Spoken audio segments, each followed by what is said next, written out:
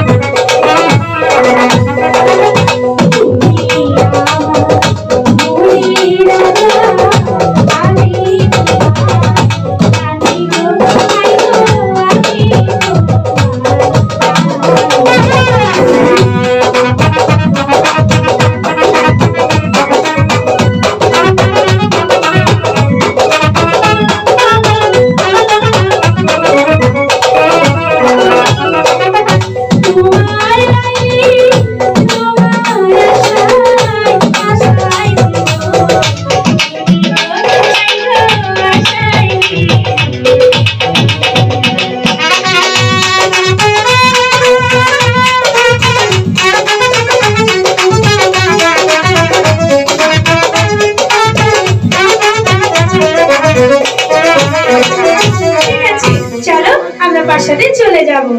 তাই